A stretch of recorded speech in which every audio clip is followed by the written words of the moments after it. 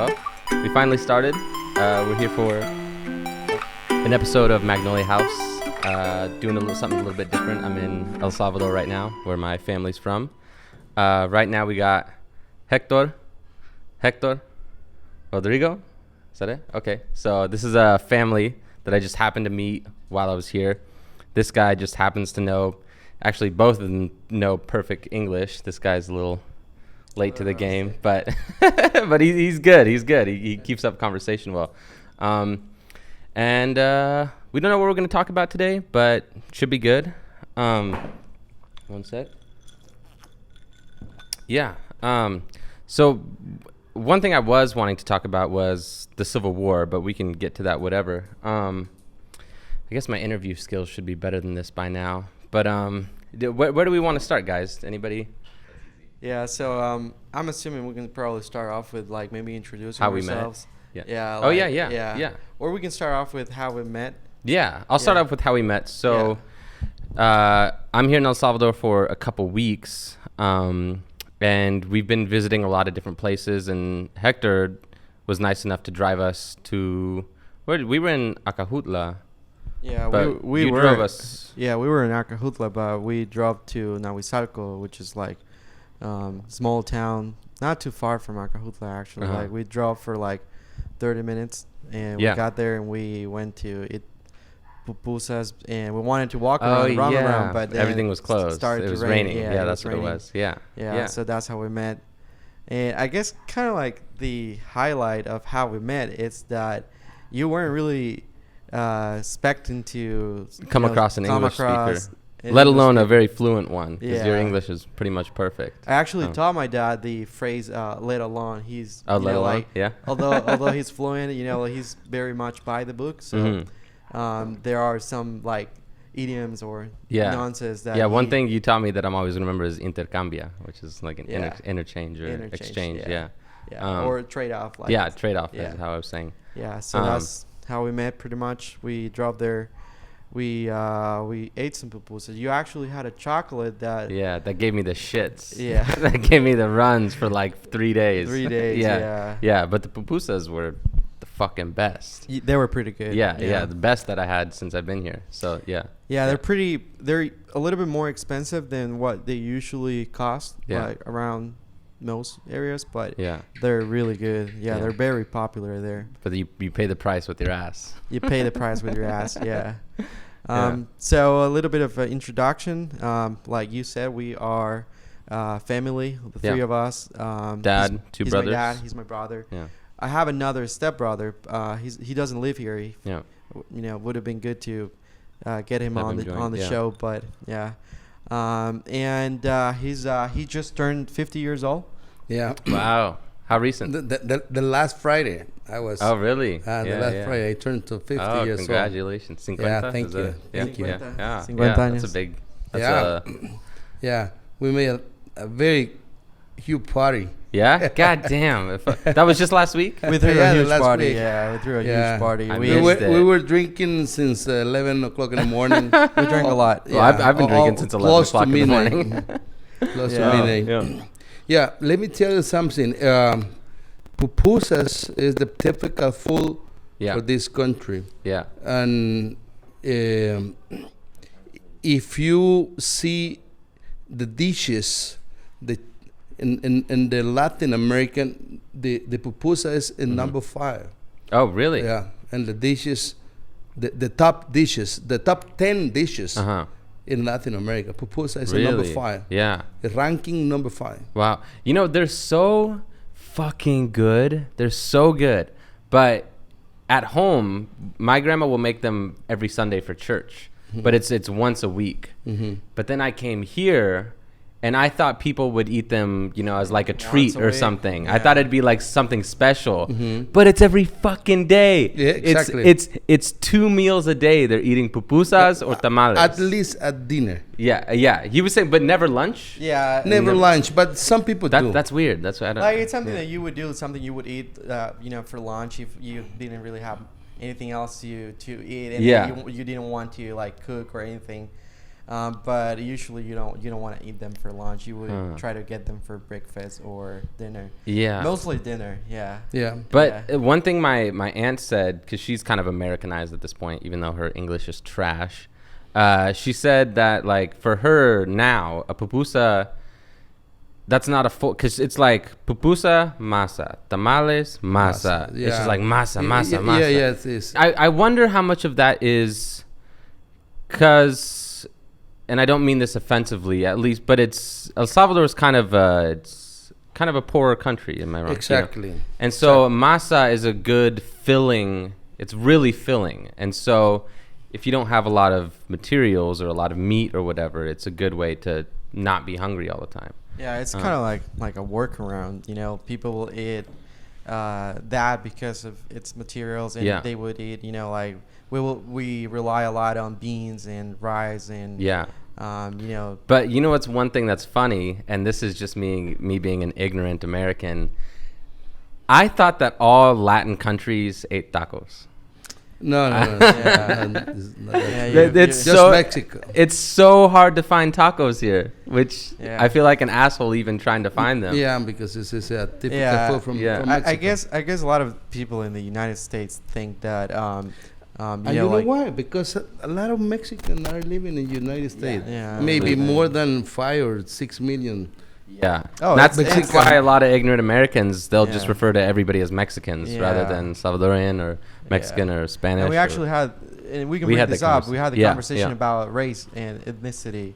Yeah. And that Mexican is not really an ethnicity. Like, you will see a lot of Mexicans. Well, there are a lot of, like, I don't know if those are states in Mexico, but there's a lot of areas where it's mostly, like, predominantly white people. And they're Mexican. You blew my mind. Was it Spanish? Is it Spanish? Yeah, Spain. I didn't know. You guys are gonna judge me talking to the camera right now. I didn't know Spanish people were white. Yeah, I mean, they're essentially white people. They're from Europe. They're white people that speak Spanish, which was fucking weird. Yeah. Yeah, we looked it up. I did not know that. They look like Germans almost. Yeah. Yeah. They're pretty light skinned. I guess they're not like. Usually they're not like blonde and you know, like but they have like blue eyes and but then like Dominican they're like black, right? And then you have people like but and that's surprising. Let me tell you something. When at the second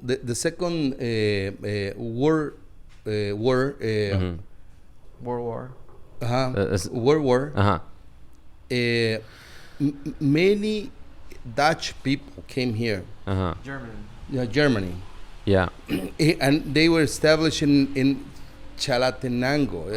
Chalatenango. So this country has we call department, but for you it's states. Oh, okay. So we have 14 states, let's say.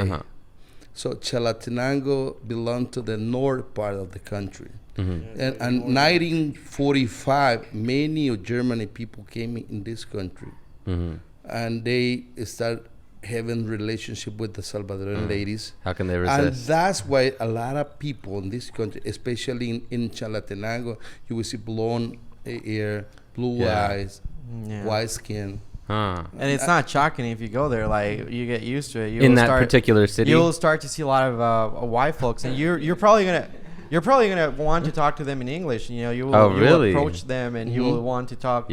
Start to talk to them in English, and then you will realize that they're actually like native. Maybe Spanish that's one of the guys I ran into, because he looked like a surfer dude, like blonde hair. He looked like a white guy, and I said, do you speak English? You from the States? He's like, no. What do you like? He's like, no. No English. And I was like, what the fuck, man? Yeah, let me tell you something about the roots of my family. Yeah, my father, he was coming from Chalatenango, so his relative came from Chalatenango. That's why my family from my father are white skin, blue eyes. Yeah. Wow. Yeah. Yeah. We were talking. I think my grandpa or my great grandpa, he's German, which is that was surprising to me to think that I had a German ancestor, because everybody But one thing I noticed here is there's not a lot of other races here. It's all Salvadorians. Like, there's no Asian people. There's no black people. No, there's we don't have black people. Since 90. You were kind of describing that to me, yeah. Yeah. Yeah, so we had the president, he said more no like black dictator. people in this country. That's why Jesus. we don't have black people. Yeah. But you don't have a lot of anybody else either. There's not. I didn't see any white people. I saw 3 people that were friends from the States, from Philadelphia, but that's because they were on vacation. Well, we ran into a pretty white guy today at the grocery store. Oh yeah, but we don't know if he spoke English or no. That's what I was saying. You know, oh, you mean you don't see a lot of foreigners? Yeah, you don't see anybody from anywhere else. Yeah. It's all people from El I thought Salvador, you meant people that live here, that were from here. That well, that too. Yeah, you don't see any of that either. Yeah, you know. Unless you go to the mall that I took you to. The Gucci places. Yeah, the Gucci places, Gucci areas. Yeah. So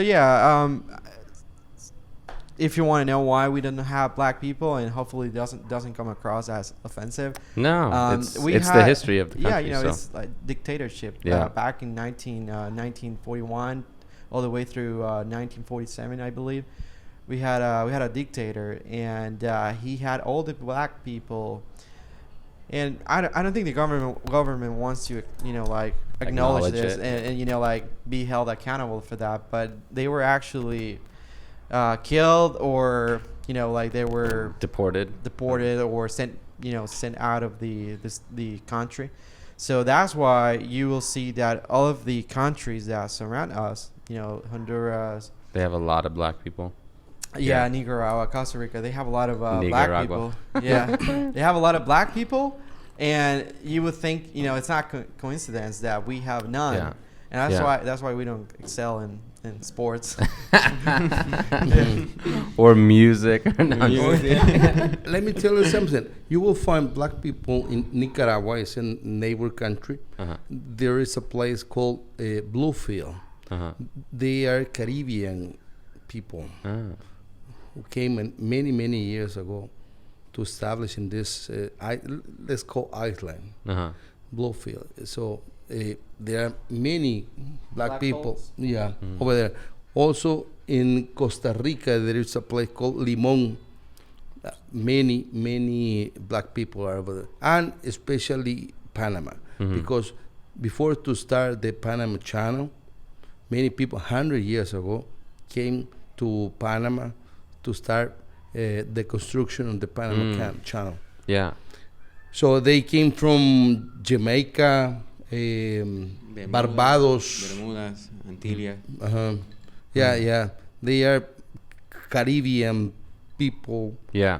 Who came? Maybe they were. They even came here too.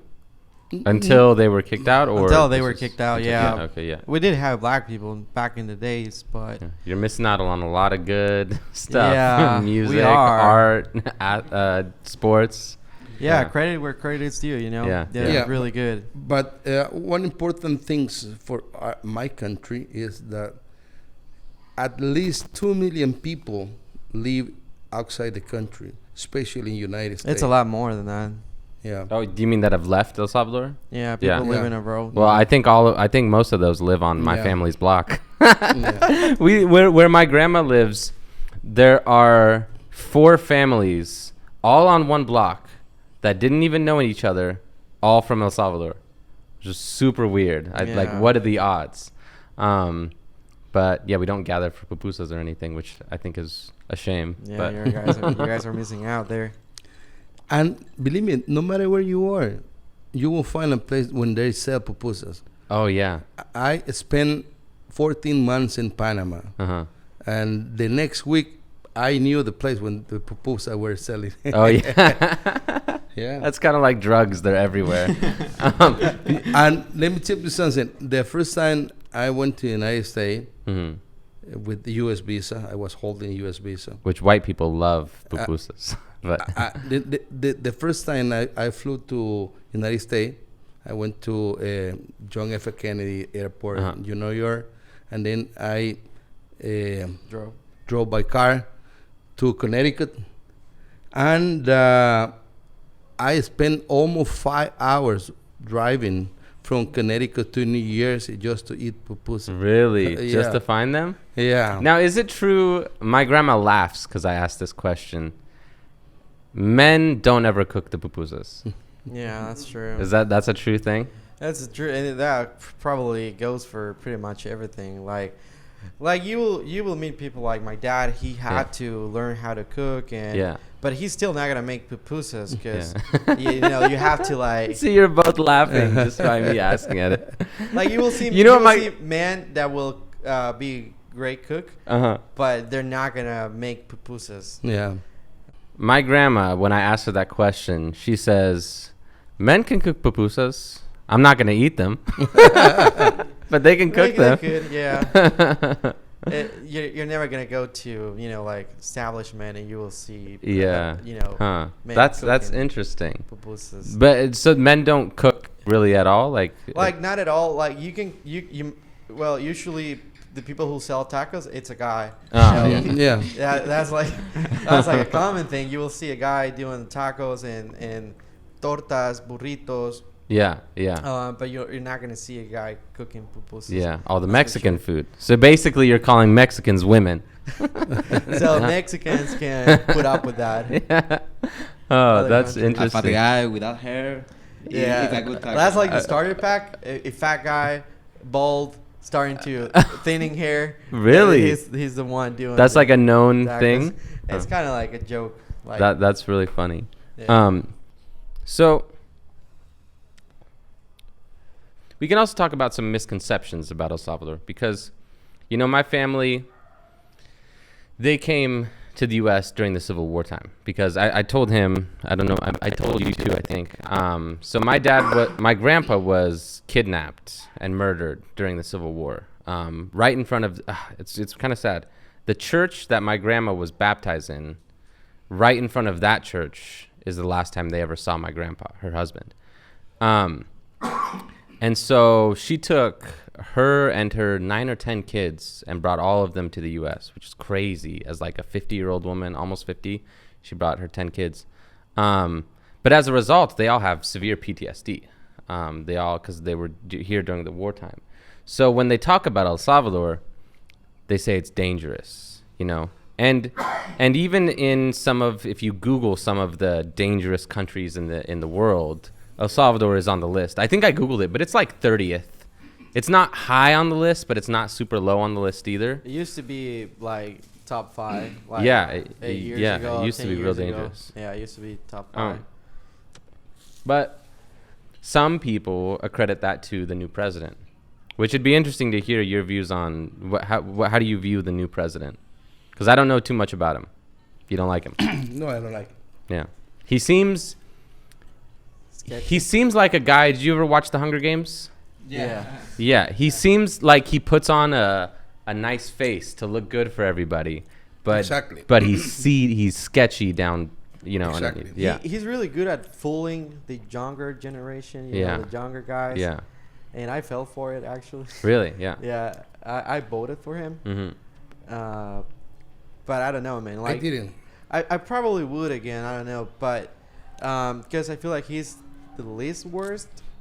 That's always the case. It's where so it's he's the lesser of two evils. He's the least worst. Yeah. Yeah, but seems like older people, like people my dad's age, they don't seem to like him. Yeah, they don't. Which is weird because my grandma's in her 80s and she seems to like him. You but she also doesn't live here. You fall under the other category. You have younger people being full and older people being full. And it's like the mid-range people who are like 35, 40, 50 that are very mature. They're not super naive. The young people are naive and the old people are kind of out of the loop. Yeah. So the people in the middle kind of know what's going on. Yeah. Exactly. And they lived long enough to see other presidents, and they lived long enough to see other like fuck-ups. And I guess for us, he was just like, first, second time voting. Who cares? Yeah. What are your reasons for not liking him? They say he dropped the crime rate significantly. Being honest with you, I don't know too much about policy. Yeah. Oh, neither do I. Yeah, that's the first thing. Mm-hmm. I don't know too much about policy. But, everyone has got a feeling. My feeling is I don't like him. Yeah. Yeah, he promised a lot of things. Yeah, just typical. Like always, all politicians offer a lot of things to the people. Would you say it's gotten safer? People say it got a lot safer, but I don't know necessarily what that means. Because what I've heard, though, is that he basically put the military on the street. Exactly. Is that kind of went? Yeah. I think the crime did drop a little bit. Yeah. It's not like you can walk around at night now and you still think you shouldn't? Yeah, I still think you shouldn't. I do think, and this is a good thing, foreigners, white people or anyone that you were explaining this to me. Anyone that looks like that. Do you want to run through that here real quick, the way you explained it to me? So, I feel like gangs and any source of crime or any guy that is, like trying to rip people off or rob them or anything like that, they're smart enough not to mess with foreigners. Mess with the foreigners. Because as you so eloquently put it, they don't want no smoke. They don't want no smoke. Yeah. Because if they mess with somebody from a different country, police get involved, internal affairs, whatever. It's gonna bring up a shit show. Like they could care less about affairs and relationships between the two countries, but they're gonna they're gonna have a lot of people. They're gonna have a lot of police officers digging around, and they don't want their stuff to come out. And they don't want a robbery. If they rob you, usually you don't carry a lot of stuff, right? But we're still gonna come out that an American was robbed or kidnapped or killed, and that's gonna bring them down. So they don't want to do that. So they're smart enough not to mess with the foreigners. But as a local here, do you guys feel safe walking out in the street at night? Yeah. If you're his size. Oh yeah, you'd feel safe fucking anywhere. You could fucking. I believe any country at night is dangerous. Yeah. Oh yeah. Any country. Oh yeah. You go to fucking Seattle at night, but New York at night. Walk and even any walking distance, daytime is safe. Yeah. Okay. Yeah. If you go to the church, if you go to the market, if you go to the supermarket. But if they realize you don't speak Spanish, they might overcharge you for some stuff. If you know what? If you speak Spanish fluently, no one will hurt not you. even think about it. Because you speak the language. They will say it's not a gringo. Yeah. This gringo, he know my language. He know everything. Do I? That's one thing. Hector, you have a different view. Do I stick out as a gringo? Do I stick out? Exactly. If you see me without hearing me speak, exactly. You can tell right away that I'm a white guy. Gringo. Also, I just want to pause and say, if he wants to talk in Spanish even, and if you want to translate anything he's saying, because I feel bad if you want to say anything, say anything you want. These guys can translate for you. Exactly. Bueno, lo que pasa es que lo quería explicar demasiado largo como para explicar y que se deja. But just make sure, right here, Lo que yo quería explicar es okay. No, the reason Nayib Bukele is too bad president because he say the poor people want to hear. He says everything they want to hear. Yeah. You know why they want the poor people want to making hear. a bunch of shallow promises. He's a populist. Yeah. Populist. Yeah. It's too dangerous for a country like El Salvador. No. ¿Cómo sería dimensionar? To reflect on. Or to have like a deep knowledge or what really happened in the country. For example, Nayib Bukele. You speak in Spanish if you want. They can translate. Yeah. Por ejemplo, Nayib Bukele tiene problemas diplomáticos con Estados Unidos. Y si nos ponemos a pensar, 21% del Producto Interno Bruto del país depende de las remesas que se dan en Estados Unidos. Familiares. Entonces, como vos, como presidente de la nación, podés poner en juego el 21% del Producto Interno Bruto. Yeah, there's a lot of stakes. So basically, Nayib Bukele is like, he throws a tantrum. Like he messes, we used to have a really good relationship with the United States, but that kind of changed when Biden took over the presidency. So we were Very really recently. we were really good friends with like Trump. Really? I know. That makes And then sense. Yeah. and then when that happened, he wasn't taking orders from Biden. Yeah. The vice president. I think it's Kamala Harris. Kamala Harris. Kamala. Oh, you mean the current one? Okay. The current yeah, one, yeah. yeah. Yeah. Okay. Yeah. She didn't want. So, Bukele first won the presidency, and then he won the. What is his name? Nayib Bukele. Nayib Bukele. Najib Bukele. Bukele. And then he also won the Congress. Mm. So then he was able to take down, like the prime minister of this, another minister of work, or school minister, or he was able to put his people, and he took down other important people of other like aspects of the government, and the like the other countries, the European Union, I think it's called, the United States, Canada, they saw that as an act of like dictatorship, starting to become a dictator. So they wanted him to reestablish, give the jobs back to the people he fired, but he was like, because he was putting all of his own people in. He was putting all of his own people, and he was like, no, I don't care. You can ride with us, or or go fuck yourself. Yeah, or go fuck yourself. Yeah. And like, fuck it, we have China, we have Russia. I wanted to do business with us. Those two guys. Yeah. In fact, he's doing a lot of business with China.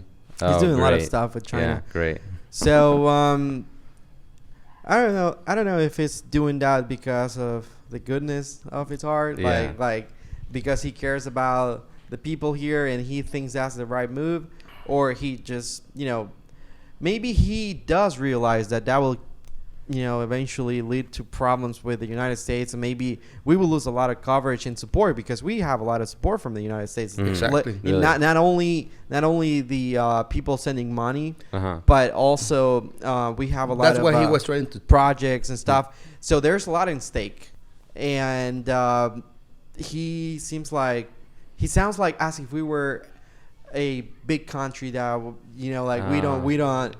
we don't care about their support, and truth is we do, and we need it.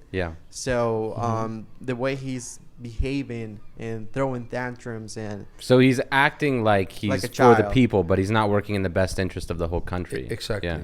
Yeah. like he makes it seem like he is, and I don't know, sometimes I give it the benefit of the doubt, but it's hard to tell, like. But always there are positive and negative, things of everyone.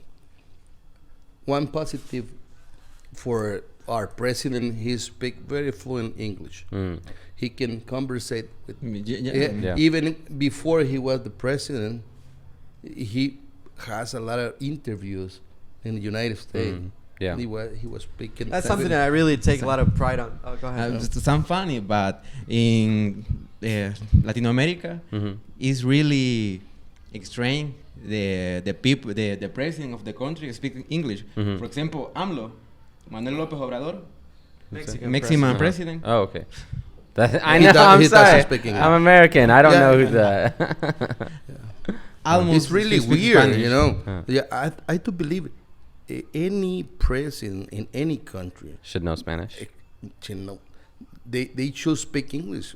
Oh, they should speak English. They really? should speak English. Yeah, but always they use interpreter. Yeah. I feel like the U.S. president should know Spanish too, because what are the most popular languages? Like English, Spanish, Mandarin. Like exactly. Yeah. So exactly. I feel like Mandarin's kind of fucking crazy to learn. Yeah, but you should at least, when a large population of your country is made up of Hispanic Mandarin, people. I do believe is the most spoken language. Yeah. Because the population of China. And the second English, and the third is Spanish. Yeah. So I feel like a large population of the U.S. is Hispanic people. So the president probably knows at least a little bit of Spanish. Exactly. Did you have something to say? The difference is that Joe Biden didn't need to speak Spanish to speak Spanish. Joe Biden can barely even fucking talk anymore. That dude's got one foot in the grave. He's about to. He's gonna die any day now. Yeah. But I do want to pivot over to the Civil War. Do you think since then, what was the... Well, my opinion is a lot of people died. Yeah, In a lot of 1980s, when they started the war, the Civil War, yeah, in Salvador, a lot of innocent people died. Yeah, I didn't see nothing of this because I was living in Acajutla. Acajutla is a small town. Yeah, I went there. It was beautiful. Yeah, it's very beautiful. Yeah. And the war and the Civil War was in the another side of the country. So like the western. Yeah, the western side. No, it's actually the eastern part of the. Yeah, where is El Congo in relation to that? Because that's where a lot of my family. So still Congo, I guess, is like central. Yeah, and in the middle. Yeah, in the middle. Central. But in the east part of this country, took the biggest hit. Yeah. Oh, okay. Yeah. So San Miguel, Usulután. That's pretty much where the war took place. You know? Exactly. And this is one thing I guess I've never asked my family. What the fuck was even the cause of the Civil War? Was it like... Well, the guerrilla, they took a lot of kids. Even the rifle was bigger than this guy. Yeah. Rifle. Bigger than the small guys. There was a lot of children. Yeah, they took a lot of children. They were recruiting a lot of innocent kids, and what my dad was trying to say was that they will give weapons to these kids, to this, maybe the children. 13, 14 years old. Usually they were about 13, 14 years old, and they will give them weapons that you would see some of the pictures. They're holding weapons that are bigger than them. Yeah. But what was was it just there was an uprising in the guerrillas, and that's... Yeah, the what's the main reason of the Civil War? They were against the government, like opposition. The opposition, exactly. And they started, destroying bridges, electrical towers, many stuff. You know. La verdadera razón fue porque en ese entonces el modelo agroexportador era lo que reinaba en el país. Entonces, los oligarcas, que eran los que estaban en el poder en ese entonces, venían y robaban las tierras de la gente que estaba en el pueblo y todo eso, que tenía cafetales, y solo les daban una indemnización, pero les daban oportunidad de seguir trabajando con ellos. Entonces, el pobre no quería eso. Bueno, no el pobre, el campesino no quería eso. Entonces, ahí comenzó la guerra entre ellos, y por ejemplo Estados Unidos, como le beneficiaba que El Salvador tuviera el modelo agroexportador, porque por ejemplo no podían plantar café, plátano, semillas, cosas así, pues de ahí viene. Por eso esa es la verdadera razón por cual lo financiaba. No es porque Estados Unidos se plantea que Estados Unidos como el malo de esto. Estados Unidos quería que ganara el campesino. Que quería que ganara el gobierno, porque era importante que el modelo agroexportador siguiera sirviendo. So basically, in my brother's point of view, it's what really got the war started to begin with.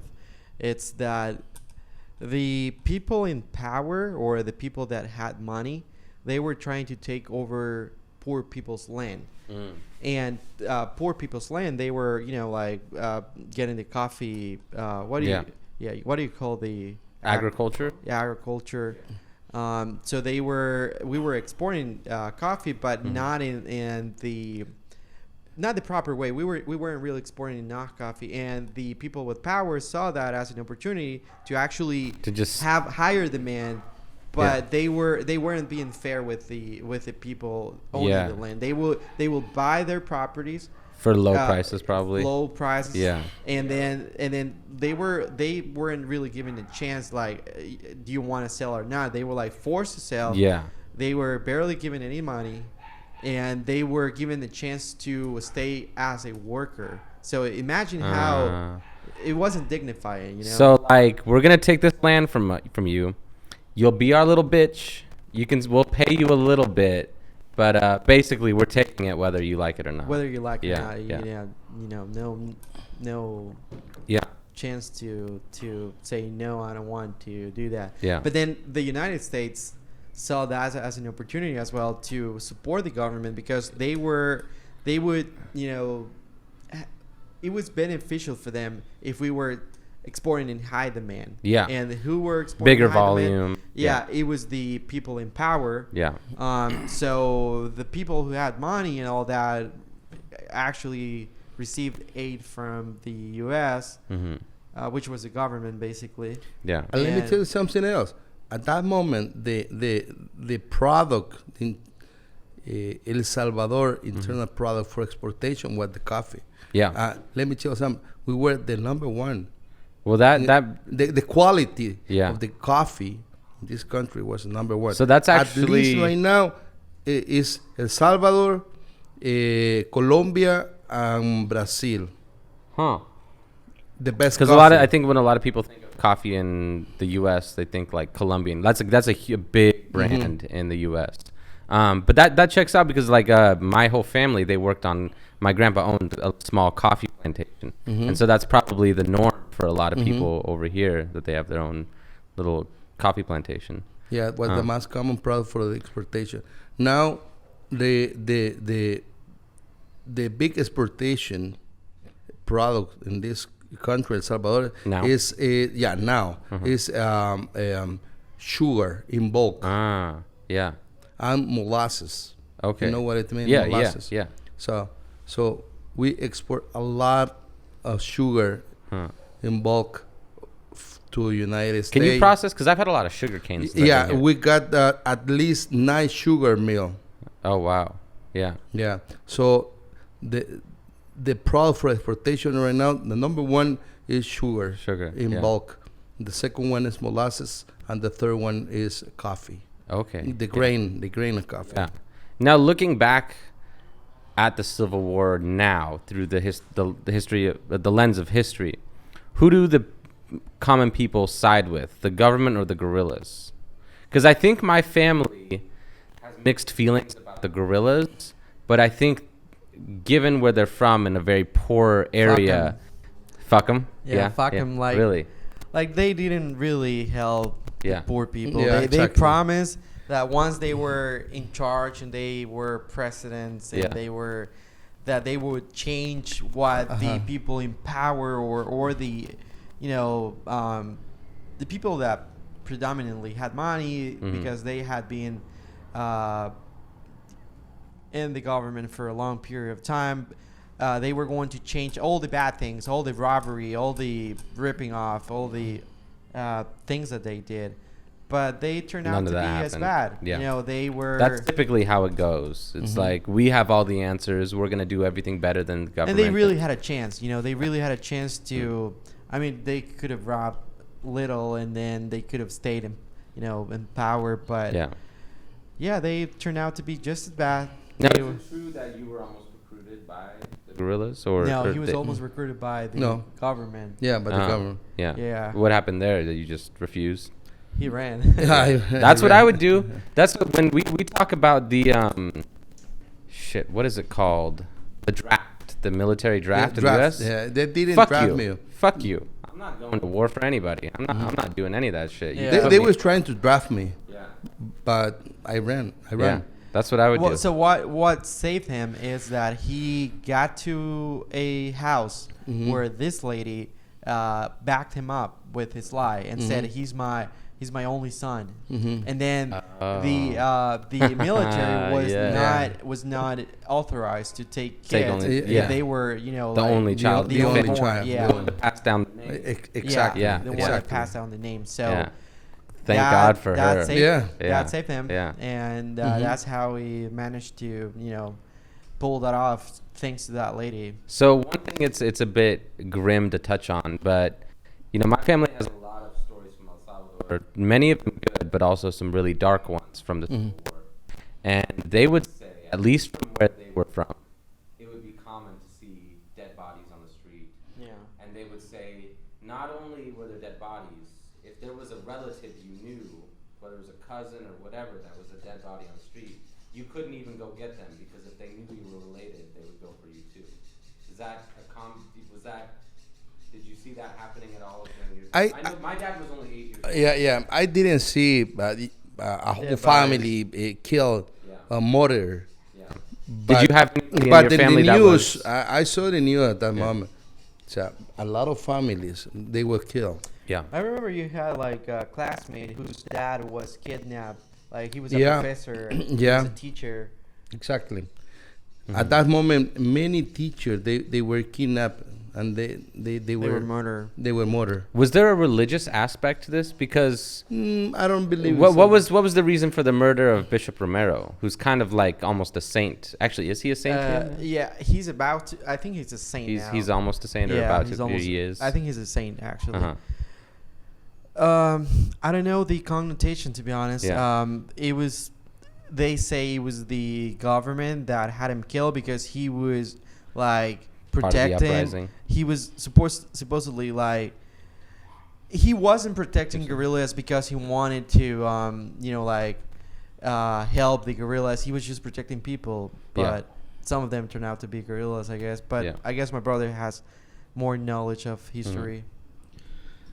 Básicamente era una lucha de poder donde ya en ese momento de la guerra ya no había malos y buenos. O sea, tanto la guerrilla quería pues matar a la clase pues alta, así como ¿cómo se llama? La militarizada. ¿Cuál compró la palabra? El gobierno. El gobierno, pero no, a través de la... El gobierno quería... de la Fuerza Armada. La Fuerza Armada. Básicamente los dos querían vender miedo. De que, ¿a quién le tienes más miedo? ¿A la guerrilla o al gobierno? Entonces depende a quién vos le tenés más miedo, pues vas a actuar para un bando o para el otro. Was he saying it wasn't really good or bad? Yeah, like at that point, there weren't really like government were not the good people, and like the army and the guerrilla. Neither of them were trying to do anything good. You know? So well, my family's really upset with the U.S. and their part in funding the government here. Yeah. But what else did he have to say about that? Yeah. So it got to a point where army was like, we have to inflict pain, we have to inflict fear. Who do we kill? You know. And then the guerrillas were doing the same thing. Who's a powerful family? Who's a powerful guy that we can kidnap and murder and inflict fear as well. Yeah. And they were, killing anyone they could. But yeah, that war was messed up. Do they teach in schools? Yeah. In Salvador. In the university, especially, teach a lot of the history of the war, Salvador. Because in my university, hubo una masacre hace 30 años. Hubo una masacre en la cual pues mis profesores cuentan de que pues ellos estaban en clases y hubo una manifestación de los pues, alumnos y profesores y los que se quieran unir como hoy en día. Entonces entonces la universidad era de izquierda, o sea eran pro guerrilla, y la militarizada se metió a la universidad, mató un montón de estudiantes. De hecho, a día de hoy se hace cada aniversario de ese suceso, que fue el 30 de julio del 75. Es un día especial para... De hecho, hay una estatua en la universidad rememorando a todos los alumnos que murieron ese día. Y hay fotos y de cómo quedó toda la facultad y todo eso. Yeah, that's actually really tough. I caught a little bit, and also he explained it to me a little earlier that there was a protest, and they came and massacred everybody, right? Yeah. So the university at the time, and probably still, like up until now, they are very leftist. They swing left. Yeah. So the army got in, like they broke in, and they started to kill, like. Regardless of who it was, they were starting to kill students. And they killed teachers, they killed students, they killed anyone they came across. And it was a huge massacre. A lot of people died. And they have like an anniversary for that. Every yearly they have a statue and like. Actually, the university closed 2 years. Because after it happened? After it happened? Yeah, it was closed for 2 years. 2 years. Wow. Took them 2 years to reopen. Jesus. Yeah. So a lot of people's lives were cut short. Yeah. Because of that. I do believe the reason why the people, El Salvador is as we explained in the beginning, is a poor country. So we don't have a lot of corruption. We have a lot of corruption, and we don't have job for the people. Yeah, that's the main reason why the people they go to United States. Yeah, trying to find the American dream. Yeah. We have a lot of very qualified people, and I'm gonna include my dad in that. My dad he's an engineer. Yeah, industrial engineer. He's bilingual. He's like a senior engineer, and he's very qualified. He's really up to the job, but he was out of a job for like almost 2 years. Here. Here. He spent time in the U.S. Yeah, he spent time in Canada. But that's what led him to go to Canada. Exactly. He was having a hard time finding a proper job. Like, I mean, he could land a job that paid him like, I don't know, like fucking candies and stuff. But somebody told me here that for like common folk, like a job that pays $600 a month is a good job. Exactly. That's not. Exactly. Yeah. Yeah. So most jobs pay the minimum wage. That was the main reason. What is the minimum wage? Like $360 a month. Yeah. And then you have the discounts. The minimum so salary. They get like, I don't know, maybe like $125. $120 bi-weekly. Every other week, yeah. Bi-weekly. If you make the minimum wage, you're paid $125 bi-weekly. Yes, with all discount. All discount. What do you do with that? Like, what do you mean discounts? What is the discount? So you pay rent. So rent and social insurance. Yeah, it gets discounted for you. So on top of the minimum wage, the pension administration, social insurance, and for the government, you have to pay a tax. Oh. If you put these three taxes together, so they receive, roughly $125 bi-weekly. How does anybody live on that? That's the question. It's a mystery. Yeah. It's a mystery. I really don't know. There are families like 3 kids, husband and wife, and they live with that salary. Yeah. So women have to start selling stuff or not stuff that they own, but come up with ideas of what they can, sell. Which is something that's very interesting that I noticed, especially in El Congo, but it's common. Like even how I said over here, you've got a couple people's stores, like mini store.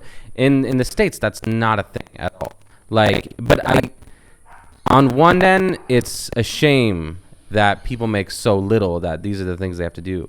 But on the other hand, it does create a sense of community that you have all these little stores where if there's something you need, you can walk down the street and get toilet paper or something to drink or food or whatever. There's people who have small restaurants in their houses. It's a walking distance. You can get whatever you want. Which is beautiful. That's something I wish the United States had. But it's crazy that living off it is a way of living. Yeah. It is a way of living. Yeah, and me and Hector talked about it. Especially, I went to El Tintura. Am I saying that right? I don't know. And El Congo, and at least I don't know too much about El Tintura, but El Congo is kind of a poorer place. But people are happy there. People are very happy. They're very hardworking. The sense of community is so strong. Everybody in the States, it's not common that when you're walking down the street, you'll say, "Hey, how's it going? Hey, how's it going? Hey, how's it going?" But if you go to El Congo, everywhere you go, you walking past somebody. If you want to see something interesting, wake up 5 o'clock in the morning, 4 o'clock in the morning, go outside the highway, and you will see a lot of buses with plenty of people inside the bus. Super crowded. Crowded. At least 75, 80 people in the same bus. Yeah. And the capacity of the bus is just 60 person. Yeah, maybe 55 person. And it's really crowded with more than 80 people. Yeah. But it's kind of funny. Some of them hanging, Yeah. But as a foreigner, I kind of get excited about that. It's kind of fun. But it's problematic. Yeah. Yeah, once one time. But if you do for a living every single day, that would suck so bad. Yeah. And for them is the only way to get to the job, job. because it's collective transportation. Yeah. And one thing I was pointing out to Hector is that gas here is the same price as in the United States, which if you're making 4 to 5 to 6 times less than people do in the United States, you're paying the same for your transportation, for your gas. Yeah, you're Transportation, paying the same for shoes, for your clothes, for your clothing. eating. If you wear a burger, it's the same price in the United States. If you want a pen, it's a tiny bit less. It's for like if you go to like Burger King, 50 cents. It's a little 50 cents, $1. Yeah, Exactly. not by much. So nobody's going out to fucking Burger King for their regular meal. Like people in the U.S., that's like some people, the worst of us, that's their meal every meal. It's like, Yeah. But living on but that. in the United States, you can earn, let's say, $200 per day.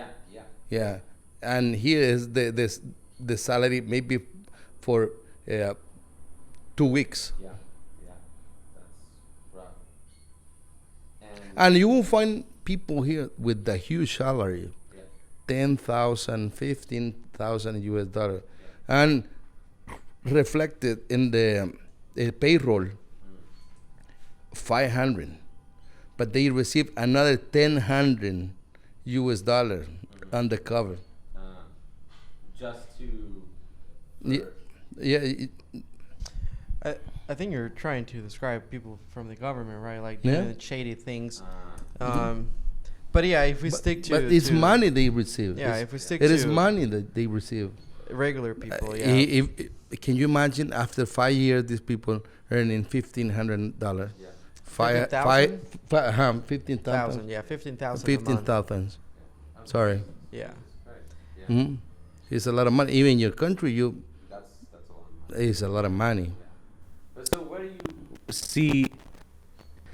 Because on one end, El Salvador has a lot of amazing things that the U.S. doesn't have.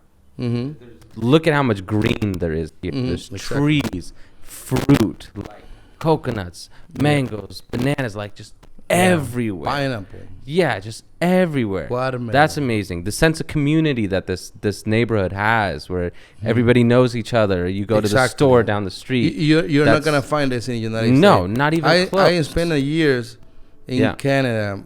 I didn't know what the name of my neighbor.